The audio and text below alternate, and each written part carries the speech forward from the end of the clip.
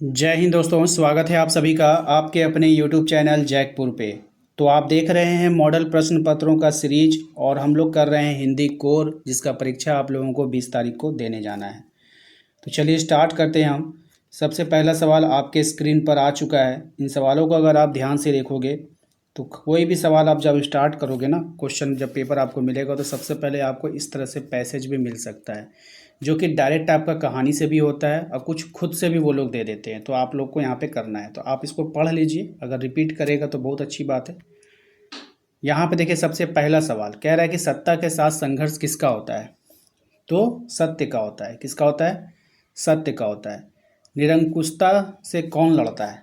तो निरंकुशता से जो लड़ता है ना, वो न्याय लड़ता है। कौन लड़ता है? न्याय। ठीक है। क्वेश्चन नंबर 3 में कहा गया है कि युद्ध में कौन निर्लज हो उठता है? युद्ध में कौन निर्लज हो उठता है? तो पशु बल। कौन? पशु बल। ठीक है। शत्रु का पर्यायवाची होगा। अब शत्रु का पर्यायवाची आपको बतानी है तो रिपु हो जाएगा। क्या हो जाएगा? रिपु हो जाएगा।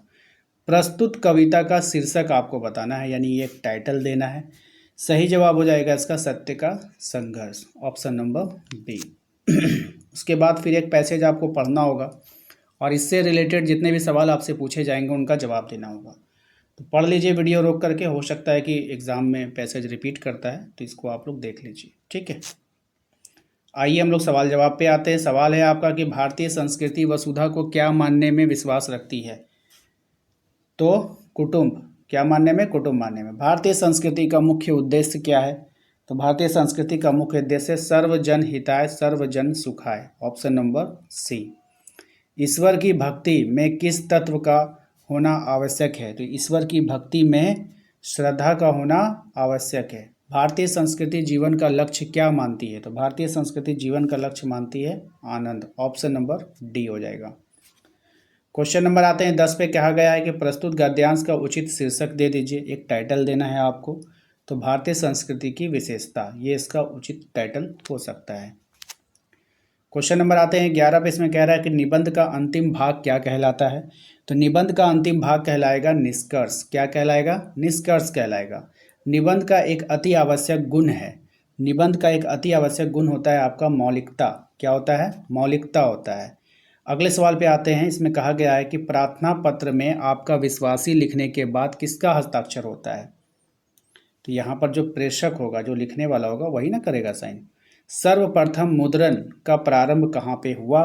तो सर्वप्रथम मुद्रण का प्रारंभ हुआ था चाइना में, यानी चीन में। फिल्में जनसंचार के किस माध्यम के अंतर्गत आती है? अब ये जो फिल्में होती हैं वो दृश्य श्रव्य माध्यम में आती है, यानी हम लोग देखते भी हैं सुनते भी हैं। ठीक है। मीडिया की भाषा में बीट किसे कहते हैं? मीडिया की भाषा जो होती है उसमें बीट कहते हैं संवाददाताओं के बीच कार्य विभाजन को, ऑप्शन नंबर ए हो जाएगा। अगले सवाल पे आते हैं। क्वेश्चन नंबर 17 में कह रहा है कि संचार शब्द की उत्पत्ति चर शब्द से हुई है। चर का अर्थ आपको बतानी है। राइट आंसर हो जाएगा चलना, ऑप्शन नंबर बी। विद्यालय में अवकाश हेतु दिए गए आवेदन में किससे संबोधित किया जाता है? तो प्रधानाचार्य को संबोधित करते हैं हम लोग, प्रिंसिपल को ही संबोधित करेंगे ना। आलेख एक विद्या है, आपको बतानी है कैसी विद्या है। तो ये जो है गद्य लेखन का विद्या है। ठीक है, ध्यान रखना है आप सभी को। क्वेश्चन नंबर आते हैं 20 पे। फीचर में तथ्यों की प्रस्तुति का ढंग डैश होता है। क्या होता है ये आपको बतानी है। तो मनोरंजक होता है, ऑप्शन नंबर सी हो जाएगा भाई। ठीक है। आइए, इसके बाद आपको 21 से लेकर के 23 तक में इसको पढ़ना है और प्रश्नों का उत्तर करना है। प्रस्तुत पंक्तियों के कवि आपको बतानी है कि कौन है। तो इसके जो कवि हैं ना, वो हैं आपका राम नरेश त्रिपाठी जी। ठीक है। अगले सवाल पे आते हैं। प्रतिक्षण नूतन वेश में कौन बदल रहा है? तो ये जो बदल रहा है ये वारिंद माला, वारिंद माला। ठीक है। चलिए अगले सवाल पे आते हैं। रवि के सम्मुख थिरक रही है नभ में वरिद माला। पंक्ति में कौन सा अलंकार है आपको बतानी है। तो ये मानवीकरण अलंकार हो जाएगा, ऑप्शन नंबर डी हो जाएगा। कबीर के अनुसार ईश्वर की प्राप्ति कैसे संभव है? कबीर के अनुसार ईश्वर की प्राप्ति सहज भक्ति द्वारा संभव है, ऑप्शन नंबर ए हो जाएगा। लोग मीरा को क्या कहते हैं? लोग जो है मीरा को क्या कहते हैं, आंसर करना है। इसका राइट आंसर हो जाएगा ऑप्शन नंबर ए, बावरी। बाबरी नहीं होता, बावरी, वो लगना चाहिए यहाँ पे। ठीक है, बावरी। ठीक है। घर की याद कविता कवि ने किस दौरान लिखा है? कवि ने किस दौरान लिखा था इस कविता को? तो जेल प्रवास के दौरान लिखा है। क्वेश्चन नंबर आता है 27 में, कहा गया है त्रिलोचन की चंपा काले काले अक्षर नहीं चिन्हित कविता किसके अंतर्विरोधियों को उजागर करती है? तो ये करती है शिक्षा व्यवस्था को। कहाँ तो तय था चिरागा हर एक घर के लिए पंक्ति में कवि ने किस और इशारा किया है? तो कवि ने इसमें जो इशारा किया है वो किया है स्वतंत्रता प्राप्ति के बाद की खुशियों की ओर। ऑप्शन नंबर ए हो जाएगा। अक्का महादेवी किसकी अनन्य भक्त है? तो ये जो है चन्नम मल्लिका अर्जुन की अनन्य भक्त है। ठीक है। क्वेश्चन नंबर आता है 30 में, इसमें कह रहा है आओ मिलकर बचाए कविता मूल रूप से किस भाषा में लिखी गई है? तो ये लिखी गई थी संथाली भाषा में। Option number B. इसके बाद फिर से एक पैसेज है, आपको इसको ध्यानपूर्वक पढ़ना है। पढ़ने के बाद पूछे गए प्रश्नों को उत्तर देना है। तो आप वीडियो रोक कर इसको पढ़ सकते हैं। हम क्वेश्चन आंसर पे आते हैं। पहला सवाल इसका देखिए पैसेज का 31 में, प्रस्तुत गद्यांश किस पाठ से लिया गया है? अब ये कौन से पाठ का है? तो आत्मा का ताप।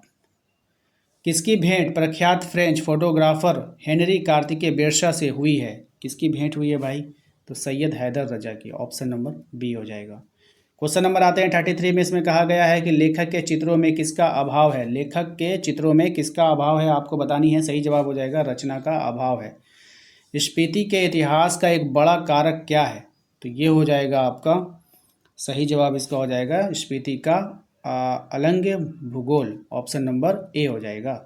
क्वेश्चन नंबर आते हैं 35 में, इसमें कहा गया है गलता लोहा का मोहन किसका चहेता शिष्य था?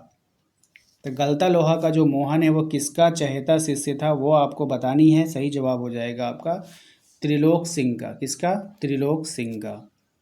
भारत माता पाठ किस पुस्तक का अंश है? तो भारत माता पाठ जो है वो हिंदुस्तान की कहानी का अंश है। ऑप्शन नंबर सी हो जाएगा। नेक्स्ट है आपका दूध का दाम किसकी रचना है? तो दूध का दाम जो रचना है वो है आपका ऑप्शन नंबर ए प्रेमचंद की रचना है। अगले सवाल पे आते हैं, मियां नसरुद्दीन ने किस्म किस्म की रोटी बनाने का इल्म किससे सीखा था? तो ये जो सीखा था वालिद उस्ताद से सीखा था। ऑप्शन नंबर बी हो जाएगा। अगले सवाल पे आते हैं कि सत्यजीत राय की फिल्म पाथेर पंचाली में इंदिरा ठाकुरन की भूमिका किसने निभाई है? तो यहाँ पर इसने निभाई थी चुन्नी बाला देवी ने। विदाई संभाषण शीर्षक निबंध की शैली क्या है आपको बतानी है। सही जवाब हो जाएगा व्यंग्यात्मक। क्या हो जाएगा? व्यंग्यात्मक हो जाएगा। क्वेश्चन नंबर आता है 41 में, लता मंगेशकर के गाने में उच्चारण की क्या विशेषता है? सही जवाब हो जाएगा नादमय उच्चार। ठीक है। अगले सवाल पे आते हैं क्वेश्चन नंबर 42 में, कुई की चिनाई करने के लिए किस घास का प्रयोग किया जाता है? तो ये जो किया जाता है खीप घास का प्रयोग होता है। पालर पानी किसे कहते हैं? पालर पानी किसे कहते हैं? तो बरसात से मिलने वाला पानी को पालर पानी कहा जाता है। क्वेश्चन नंबर आते हैं हम लोग 44 में, इसमें कहा गया है आलो आंधिर गद किस विद्या की रचना है? तो ये जो है आत्मकथा है। क्या है? आत्मकथा है। बेबी हालदार क्या कार्य करती थी? तो ये जो थी घरेलू नौकरानी का। ऑप्शन नंबर सी हो जाएगा। तो आशा करते हैं आप लोगों को आज का ये वीडियो पसंद आया होगा। वीडियो अच्छा लगा है तो जरूर लाइक कीजिएगा। चैनल पे पहली बार विजिट करें सब्सक्राइब कर लीजिए, घंटी वाले आइकन को प्रेस कर लीजिए ताकि आने वाली हर एक वीडियो का नोटिफिकेशन आए और आपकी आने वाली कक्षाओं की तैयारी भी अच्छे से हो पाए।